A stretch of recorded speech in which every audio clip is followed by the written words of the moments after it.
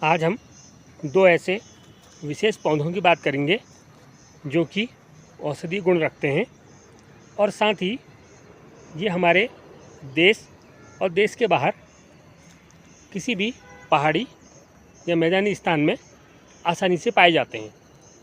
तो वीडियो में आखिरी तक बने रहिए।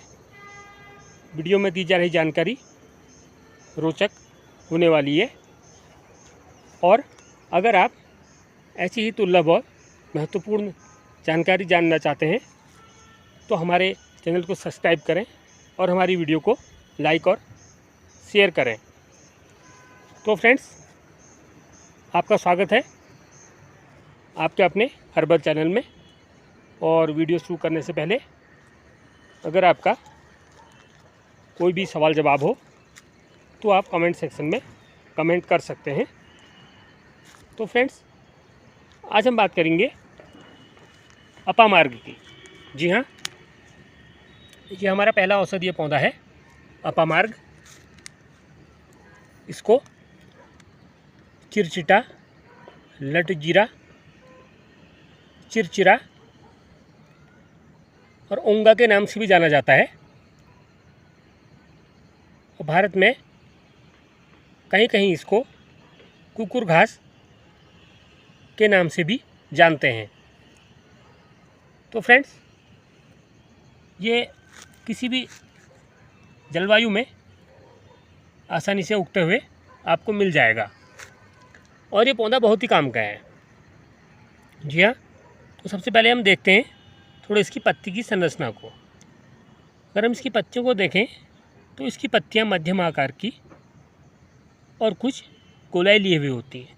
ये देखिए, मुड़ी मुड़ी सिरों पर होती हैं इसकी पत्तियां। और अगर इनके पत्तियों का पिछला सिरा देखें तो ये कुछ हल्के रंग का होता है। ये इसकी पहचान होती है। और जो ये प्लांट होता है ये अपनी शाखाओं में उगता है। मतलब ये है कि एक जड़ से 4-5 शाखाएं बनती हैं जो कि एक पौधा बनाती हैं। और अगर हम इसकी शाखा का देखें तो शाखा इसकी कठोर होती है। अगर आप इसको छुएंगे और थोड़ा इसको आप महसूस करेंगे तो शाखा इसकी कठोर और रंग में कुछ लालिमा लिए हुए होती है, लाल रंग की। और इसकी पत्तियां समांतर होती हैं। देखिए, एक साथ जो पत्तियां आ रही हैं इसमें, तो 2 पत्तियां एक साथ हैं, उसके बाद जो नई कली इसकी पत्तियों से निकल रही है। ये पौधा वार्षिक होता है और ये पौधा बहुत ही औषधीय गुण भी रखता है। अगर आप ज़्यादा डिटेल में इस पौधे के बारे में जानना चाहते हैं तो हमारे चैनल में विजिट करें। इस पर हमने एक डिटेल में वीडियो भी बनाई हुई है।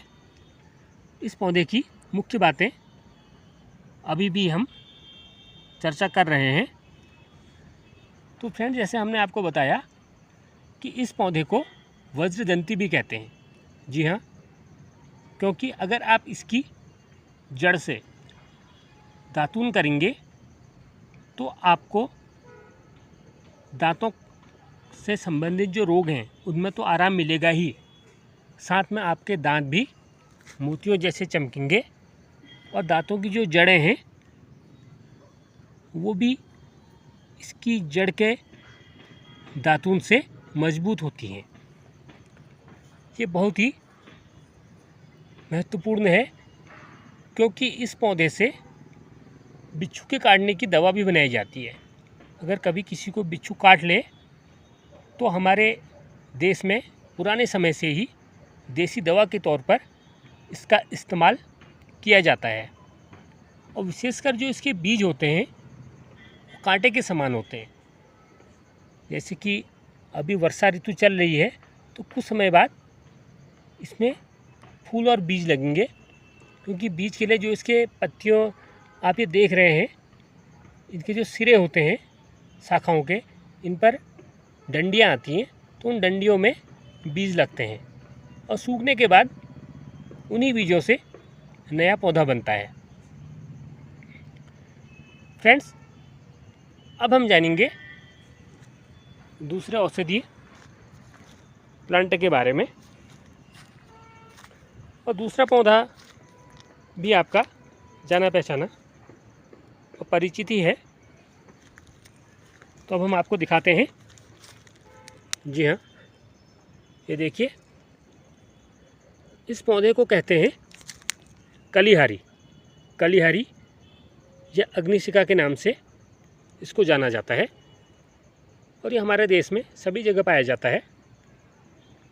और अगर हम बात करें हमारे देश के बाहर, तो श्रीलंका, पाकिस्तान, भूटान, नेपाल, तिब्बत और अन्य देशों में ये आसानी से उगता है और इसकी खेती भी की जाती है। ये बहुत ही औषधीय गुणों से भरा हुआ है। हम बात करें इसकी पत्तियों की, तो इसकी पत्तियां भी विशेष आकार की होती हैं। देखिए, इसकी पत्तियां कुछ लंबाई लिए हुए होती हैं। अगर ऊपर से आप छुएंगे, इनको महसूस करेंगे, तो ये आपको चिकनी महसूस होंगी। और इसकी पत्तियों की जो सिरे होते हैं, इनमें देखिए घुमावदार आपको संरचना मिलेगी। ये इसकी खासियत होती है। और ये पौधा अभी आप देख रहे हैं, इसकी एक शाखा देख रहे हैं, लेकिन कुछ समय बाद, कुछ सालों बाद इसको अगर आप देखेंगे तो इसके जो जड़ में जो ट्यूबर होते हैं, कंद, उनसे शाखाएं निकलती हैं, तो इसकी कॉलोनी बन जाती है। तो एक ही जगह पर आप 15 से 20 तक भी शाखाएं देख सकते हैं। और जो इसके कंद होते हैं वो ज़मीन में कुछ गहराई में लगते हैं। और अगर हम बात करें इसका दवा के तौर पर इस्तेमाल, तो इसका इस्तेमाल विशेषकर जोड़ों के दर्द की दवा बनाने में और गठिया की समस्या में, और अगर किसी को सूजन हो जाती है हाथ पैरों में, तब भी इसका इस्तेमाल किया जाता है। इसके अलावा कैंसर बनाने तक की दवा इससे बनाई जाती है।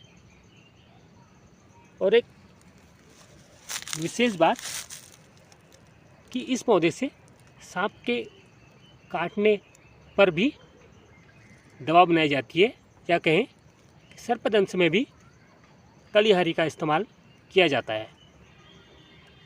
ये पौधा